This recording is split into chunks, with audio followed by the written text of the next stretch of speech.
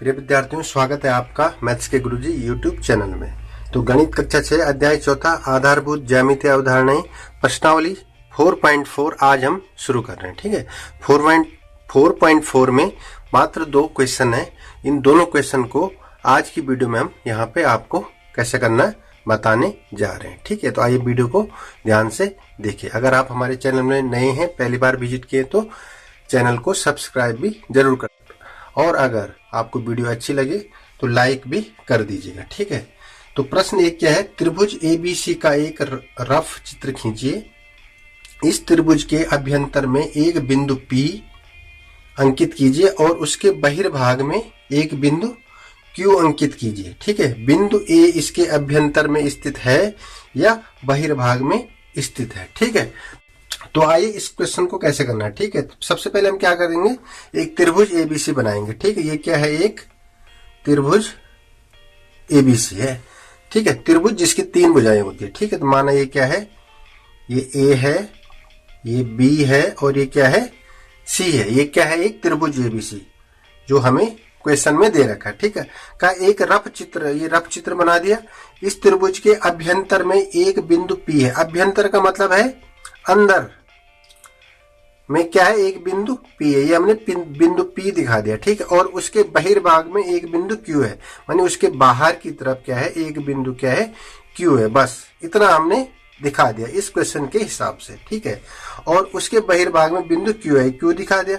बिंदु A इसके अभ्यंतर में स्थित है या बहिर्भाग में स्थित है, ये चीजें हमको बताने पे। देखिए, हमने एक रफ बना दिया। ठीक है, ये बोल रहा है कि बिंदु A, जो बिंदु A यहाँ पे है, इसके अभ्यंतर में स्थित है या बहिर्भाग में स्थित है। तो हम लिखेंगे न तो ये अभ्यंतर में स्थित है, देखो अभ्यंतर का मतलब है अंदर, तो इस त्रिभुज के अंदर A तो अंदर भी स्थित नहीं है और बाहर भी स्थित नहीं, बल्कि इस त्रिभुज पे स्थित है। ठीक है, इस ये पॉइंट है जो A है।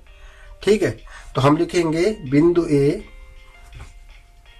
या एक एक करके देखो। सबसे पहले बोल रहा है इस त्रिभुज के अभ्यंतर में एक बिंदु P अंकित कीजिए। ठीक है, तो हमने ये P अंकित कर दिया। ठीक है, तो त्रिभुज के अभ्यंतर में बिंदु P है। ठीक है, और बहिर्भाग मानी बाहर की तरफ, बहिर्भाग में बिंदु क्या है, Q है, ये वाला। ठीक है, Q है।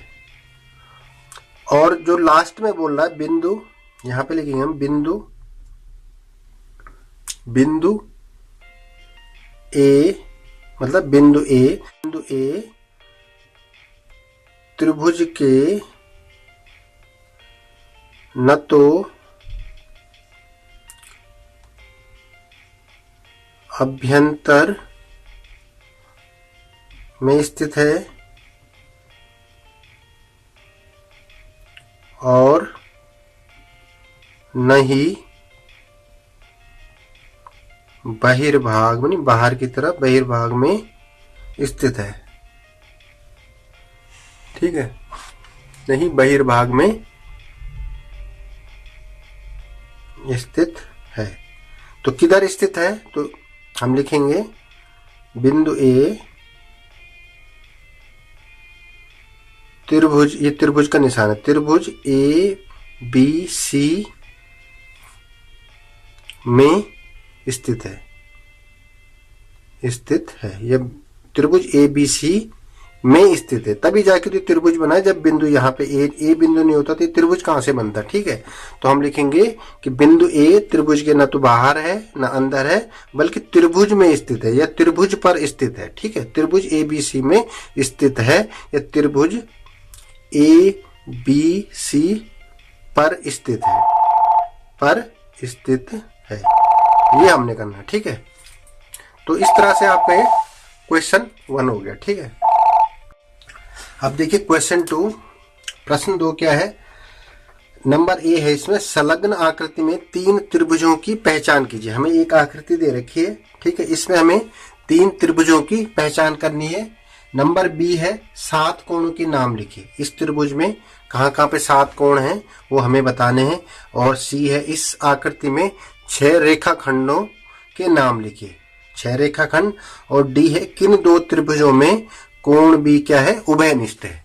ये हमें यहाँ पे बताना है। ठीक है, तो आइए एक एक करके इनको सॉल्व करते हैं। ठीक है, तो सबसे पहले संलग्न आकृति में 3 त्रिभुजों की पहचान की। देखिए ये आकृति है। ठीक है, तो यहाँ पे हमें कौन कौन से 3 त्रिभुज दिखाई दे रहे, कौन कौन से 3 त्रिभुज बन रहे हैं यहाँ पे। तो सबसे पहले देखिए, सबसे पहले एक त्रिभुज कौन सा है, ये पूरा वाला। ठीक है, ये बी सी और ए, एक त्रिभुज ये हो गया। ठीक है, एक त्रिभुज ये वाला हो गया, डी ए और बी, एक इधर वाला, एक पूरा और एक ये वाला। ठीक है, ये हो गया सी, ये हो गया डी और ये हो गया ए। तो यहाँ पे ये 3 त्रिभुजों के हमें नाम बताने। तो ये त्रिभुज लिखेंगे, नंबर ए त्रिभुज, त्रिभुज B D A, B D A. ठीक है, एक ये हो गया। दूसरा कौन सा है, बी ए सी, बी ए सी। और तीसरा कौन है, डी ए सी। तो त्रिभुज डी ए सी। आ रही बात समझ में। इस आकृति में हमने 3 त्रिभुजों के नाम बता दे, एक तो इधर वाला, एक इधर वाला और एक ये पूरा वाला। ठीक है, तो पूरा वाला क्या हो जाएगा, A B C, A B C हमने यहाँ पे अलग अलग करके आपको बता भी दिए। ठीक है, अब आइए बी वाला। बी वाला क्या, 7 कोणों के नाम लिखिए। यहाँ पे इस त्रिभुज में 7 कोण बन रहे, कहाँ कहाँ पे बन रहे ये हमें बताना। ठीक है, तो सबसे पहले इस वाले की बात करते हैं। ठीक है, एक कोण ये बन रहा, क्या हो जाएगा, ए डी बी। तो कोण को हम ऐसे दिखाते हैं। ठीक है, कोण ए बी की बात कर रहे तो बी बीच में आ जाएगा, बी ए बी डी। ठीक है, एक कोण तो ये हो गया, एक दूसरा हो गया A D B, A D और बी, 2 कोण हो गए। तीसरा ये वाला करते हैं, इसके लिए भी क्या है, कोण A D C, A D और सी। ठीक है, 3 कोण तो हो गए। चौथा इसको लो, ये भी एक कोण है, तो ये जो डी सी ए, कोण डी सी ए। ठीक है, सी की बात करें तो सी क्या हो जाएगा, सेंटर में हो जाएगा। अब आइए इस पे, इस कोण को देखिए, ये कौन सा है, डी ए सी, कोण डी ए सी। ठीक है, ये भी हो गया। अब करो इसको, ये क्या हो जाएगा, कोण डी बी ए। ठीक है, इसको लिखेंगे हम कोण D A B, D A B. देखो 6 कोण हमारे पास बन गए। ठीक है, और 7वां कोण कितने बताने में, 7 कोण। ठीक है, तो 7 कोण के लिए एक पूरा कोण ये हो जाएगा। ठीक है, कौन सा, ये वाला। तो 7वां हो जाएगा ए बी सी, कोण बी ए सी। ये पूरा भी एक कोण है ना। ठीक है, ये पूरा वाला, तो ये वाला। ठीक है, तो ये हो जाएगा बी सी ए।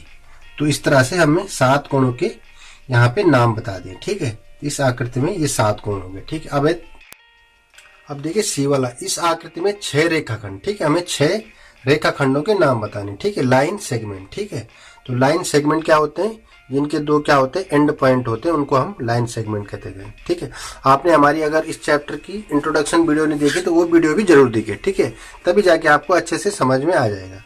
तो यहाँ पे हमें बताने 6 रेखाखंड। 6 रेखाखंड, इस आकृति में 6 रेखाखंड। सबसे पहले देखिए, एक ये हो गया बी डी, तो क्या लिखेंगे हम, बी डी। ठीक है, रेखाखंड को ऐसे दिखाते हैं। ठीक है, बी डी। दूसरा डी सी, ये हो गया डी सी।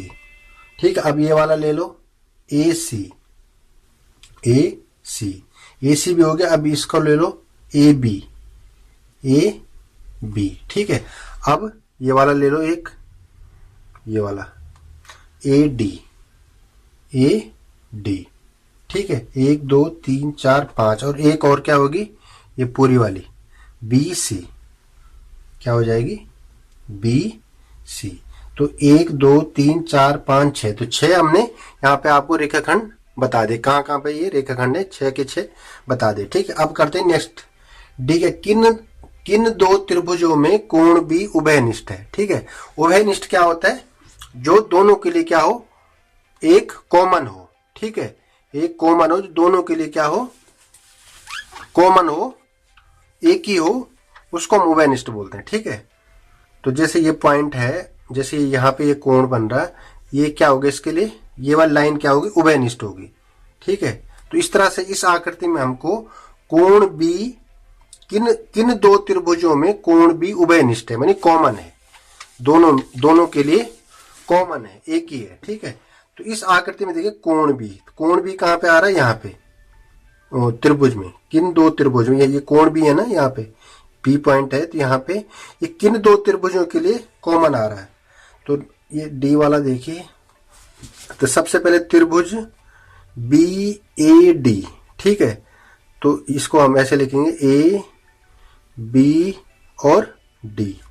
इसमें क्या आ रहा है, ये कोण बी आ रहा है। ठीक है, इसमें क्या आ रहा है, कोण बी, ये वाला कोण बी। ठीक है, और दूसरे किस में आ रहा, त्रिभुज ए बी सी, इस पूरे वाले में ए बी और सी, इसमें भी क्या आ रहा है, उभयनिष्ठ आ रहा है। ठीक है, तो बोलने का मतलब है किन दो त्रिभुजों में कोण भी उभयनिष्ठ है। तो एक त्रिभुज ए बी डी में है, ए बी डी में, दूसरा त्रिभुज ए बी सी में, ए बी सी इस पूरे वाले में, और एक इस आधे वाले में, इन दोनों में क्या है, ये कॉमन है। ठीक है, इस पॉइंट को ये दोनों त्रिभुज क्या करें, साझा कर रहे हैं। ठीक है, तो इस तरह से आपको ये क्वेश्चन करना है। ठीक है, तो I hope you understand very well. अगर आपको समझ में नहीं आ रहा है तो वीडियो को दोबारा से भी देखिए, ध्यान से देखिए। ठीक है, तभी से अच्छे से आपको समझ में आएगा। तो नेक्स्ट प्रश्नावली ये 4.4 ये दोनों क्वेश्चन थे, दोनों क्वेश्चन कंप्लीट हो चुके हैं, और नेक्स्ट जो 4.5 है अगली वीडियो में हम आपके लिए जल्दी लेके आने वाले हैं। ठीक है।